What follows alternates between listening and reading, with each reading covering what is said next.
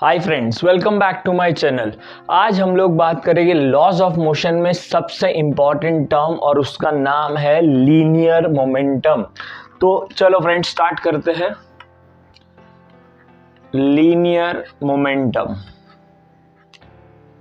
अब ये चैप्टर में मैंने आप लोग को बोला है कि हम लोग हर चीज को विजुअलाइज करेंगे तो समझेगा कि क्या बात चल रही है। जैसे हमने लास्ट वीडियो में इनर्शिया पे बात की थी, ये वीडियो में हम लोग लीनियर मोमेंटम क्या होता है। लीनियर मोमेंटम हम विजुअलाइज क्या करेंगे, तो विजुअलाइज करना बहुत सिंपल है लीनियर मोमेंटम को। लीनियर मोमेंटम का पहले फॉर्मूला बता देता हूं। लीनियर मोमेंटम का फॉर्मूला है मास इनटू वेलोसिटी, और इसको हम लिखेंगे P equal to M into v. Visualise हम कुछ ऐसा करेंगे कि कोई भी बॉडी मूविंग है, अगर मोशन में है तो उसके पास लीनियर मोमेंटम है, क्योंकि मास तो सबके पास होता है। क्या नया है, तो यहाँ पे वेलोसिटी नया है, और इसके लिए mass into velocity is momentum. तो वेलोसिटी अगर बॉडी के पास है तो मोमेंटम भी है, बट कौन सा वेलोसिटी है, ये लीनियर वेलोसिटी। लीनियर वेलोसिटी जैसे बुलेट फायर किया तो बुलेट के पास लीनियर वेलोसिटी आ जाएगा। एक मार्बल या बॉल को थ्रो किया तो लीनियर वेलोसिटी आ गया, तो उसके पास लीनियर मोमेंटम आ गया। तो लीनियर मोमेंटम मास और वेलोसिटी पे डिपेंड करता है। मास सबके पास है, वेलोसिटी अगर है तो मोमेंटम भी आ जाएगा। अब आगे बढ़ते हैं। इसका यूनिट केजी मीटर पर सेकेंड, यूनिट केजी मीटर पर सेकेंड। अगर मैं सेकेंड से मल्टीप्लाई करूं तो इसका यूनिट बनेगा Newton second. It is a vector quantity, very important, it's a vector quantity. और अब एक ट्विस्ट आता है कि अगर ये वेक्टर है तो वेक्टर फॉर्म कैसे लिखेंगे, पी बार। तो इसमें से मास एक स्केलर है और वेलोसिटी एक वेक्टर है, तो इसके लिए मास इनटू वेलोसिटी बार। और मास, और सर ये क्या किया, डॉट क्रॉस, तो आंसर है नहीं। रिफर टू माय वीडियोस जहां पे मैंने वेक्टर सिखाया है, वहां पे मैंने बोला है कि dot and cross is always between two vectors. तो ये डॉट क्रॉस नहीं है, तुमको कंफ्यूज करने के लिए लिखा है मैंने। तो ये सारे सेम ही है, it is multiplication, mass into velocity bar, mass into velocity bar. Okay, आगे बढ़ते हैं। नाउ अगर कोई बोलता है कि उसके पास लीनियर मोमेंटम है, अगर मोशन में है तो लीनियर मोमेंटम है, तो हमको तो स्कूल में ऐसा बोला था कि अगर कोई मोशन में है तो उसके पास काइनेटिक एनर्जी है।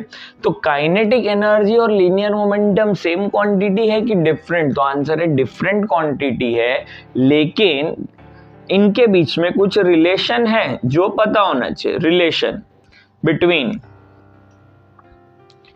काइनेटिक एनर्जी एंड मोमेंटम, मैंने लिखा सिर्फ पी। नाउ काइनेटिक एनर्जी का फॉर्मूला क्या है अपने पास, तो आंसर है half m v square, this is kinetic energy. लेकिन मोमेंटम के साथ रिलेशन चाहिए तो मोमेंटम इज एम वी। तो एक काम करता हूं, मास से मल्टीप्लाई डिवाइड कर लेते हैं। तो मास से मल्टीप्लाई एंड मास से डिवाइड। अब ये एम वी जो होता है वो पी होता है, तो ये फॉर्मूला बन गया half into p square divide by m, this is kinetic energy. और इसी में से टर्म्स को रीअरेंज करता हूं, 2 इंटू एम ये साइड पे गया और रूट ले लिया, तो P का वैल्यू आया root of 2m into kinetic energy. अब इन दोनों को यूज करना है, क्वेश्चन समझते हैं। हर एक बार जब मैं टॉपिक सिखाऊंगा तो उससे रिलेटेड कुछ क्वेश्चंस भी बताऊंगा कि कैसे डील करना होता है। एग्जाम्पल फर्स्ट, एक बेसिक आइडिया दिया है, क्वेश्चन दिया है हम लोग को। इफ दो ऑब्जेक्ट का लीनियर मोमेंटम सेम है, that is P1 and P2 equal है, एंड एक बॉडी हैवी है और दूसरा लाइटर है, तो let's say M1 is heavy body, M2 is lighter body. तो क्वेश्चन पूछा है कि काइनेटिक एनर्जी किसका ज्यादा होगा, 1 का कि 2 का। घाई मत करो, तुमने आंसर बोल दिया ना, काइनेटिक एनर्जी 1 का ज्यादा होगा, मास ज्यादा है, because kinetic energy is depending on the mass, तो आंसर है नहीं। पहले समझो, काइनेटिक एनर्जी सिर्फ मास पे डिपेंड नहीं करता है, ये तो वेलोसिटी पे भी डिपेंड करता है, और इनफैक्ट वेलोसिटी के स्क्वायर पे डिपेंड करता है। तो इफेक्ट वेलोसिटी का बहुत ज्यादा है एज कंपेयर टू मास, क्योंकि इसके पास स्क्वायर है। तो मैं डिसाइड नहीं कर पाऊंगा, सिर्फ मास ज्यादा है बोल के मैं डिसाइड नहीं कर पाऊंगा। तो मुझे एक ऐसा रिलेशन चाहिए काइनेटिक एनर्जी का जिसमें मास और मोमेंटम दोनों हो, और वो मैंने बनाया है। अब ये रिलेशन क्या बोलता है कि डायरेक्टली प्रोपोर्शनल टू मोमेंटम है, लेकिन इनवर्सली प्रोपोर्शनल टू मास है। तो जिसका मास ज्यादा होगा उसका काइनेटिक एनर्जी कम होगा, और इसके लिए रिलेशन कुछ ऐसा होगा, kinetic energy of 2 will be greater than 1। ऐसे टाइप का क्वेश्चन पूछते हैं, इसके लिए बताया। दूसरा, अगर उल्टा दिया है, kinetic energy of 1 equal to kinetic energy of 2 and mass is m1 is greater than m2, then what about momentum p1 and p2? तो अभी वापस से आते हैं, देखते हैं। मोमेंटम का formula mass into velocity, velocity के बारे में कोई इंफॉर्मेशन नहीं है तो मैं ये फॉर्मूला यूज नहीं कर सकता। कोई ऐसा फॉर्मूला जिसमें मास भी हो और काइनेटिक एनर्जी भी हो। तो मास और काइनेटिक एनर्जी ये रहा, तो इसमें p proportional to root of m, तो आंसर है P1 will be greater than M1। अब ये दोनों केस में जो रिलेशन याद रखने हैं, फर्स्ट केस में याद रखना है kinetic energy is inversely proportional to मास।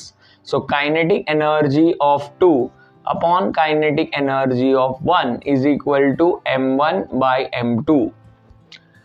और यहां पे रिलेशन याद रखना है P, that is momentum, is proportional to root of m. So P2 by P1 is equal to root of m2 by m1. So this is about linear momentum.